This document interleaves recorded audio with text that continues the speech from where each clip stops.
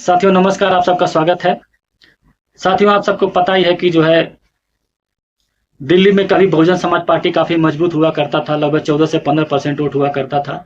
लेकिन आज इस समय वोट परसेंटेज तो आप जान सकते हैं कि पूरे देश में घट करके कितना चला गया है। खास करके जो उत्तर प्रदेश में है वो लोकसभा चुनाव में आप सबको पता ही है कि लगभग 9-10% के बीच में रह चुका है। तो इसी क्रम में जो दिल्ली का मैं समीकरण आपको बता रहा हूं कि वहां पे कभी शीला दीक्षित वहां के मुख्यमंत्री हुआ करते थे कांग्रेस पार्टी के।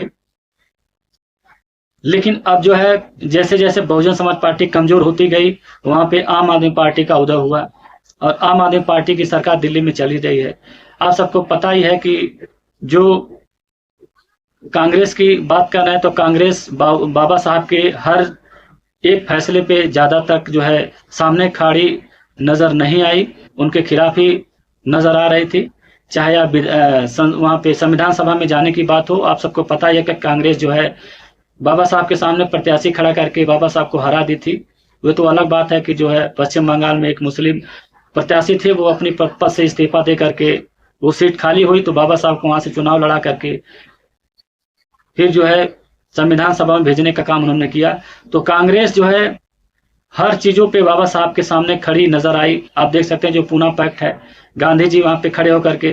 तो हमारे कहने का मतलब ये है कि हर चीजों पे कांग्रेस बाबा साहब के लगभग ज्यादातर फैसलों पे खड़ी साथ में नजर नहीं आई, उनके खिलाफ ही रही। आप सबको पता ही है कि किस बात पे लेकर के कानून मंत्री से बाबा साहब ने इस्तीफा दिया, आप लोग को तो पता ही है। तो हमारे कहने का मतलब है कि वो आरएसएस विचारधारा है, वो एक शाखा के तरीके से है। लेकिन भारतीय जनता पार्टी में जो आरएसएस का दूसरी शाखा है, आपको पता ही है कि आरएसएस में क्या होता है क्या नहीं होता, उनकी विचारधारा क्या आपको पता है। मैं बात करने वाला हूं कि जो है राजेंद्र पाल गौतम जो आम आदमी पार्टी से एक समय मंत्री भी हुआ करते थे।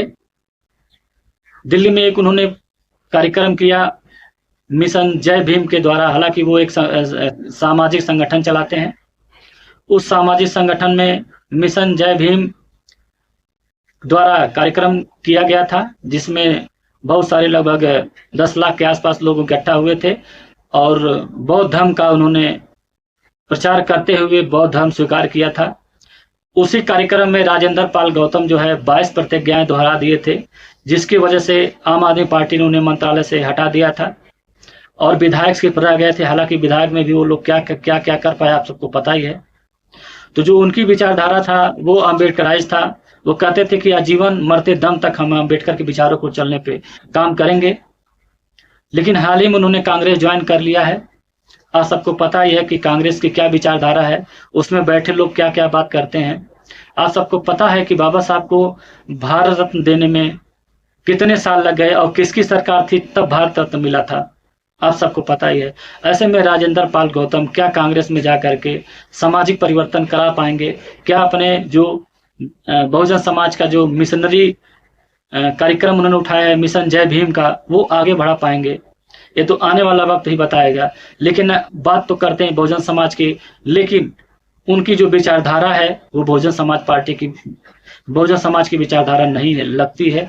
अगर बहुजन विचारधारा की लगता विचारधारा उनको लगता तो पार्टी जो है कांग्रेस और भाजपा में नहीं जाते, बल्कि इंडिपेंडेंट चुनाव लड़ते, अकेले चुनाव लड़ते या फिर किसी बहुजन समाज पार्टी में शामिल हो जाते। तब उनकी विचारधारा को ज्यादा लगता कि हाँ ये कट्टर हिंदूवादी ना होकर के वो अम्बेडकरवादी है। लेकिन जहां से अम्बेडकर का विरोध हुआ, जिस पार्टी में अम्बेडकर का विरोध हुआ, फिर उसी पार्टी में जाना ये बताता है कि जो है लोग अपने स्वार्थ के लिए जा रहे हैं, ना कि जो है जनता के स्वार्थ के लिए जा रहे हैं, ना कि बहुजन मूवमेंट के लिए जा रहे हैं, ना कि अम्बेडकराइज होने के लिए जा रहे हैं। आप सबको पता ही है। बाकी आप लोग कमेंट्स बॉक्स में कमेंट्स करिएगा, बताइएगा क्या सही क्या गलत है। अगर हमसे कोई गलती तो माफी चाहते हैं। जय भीम।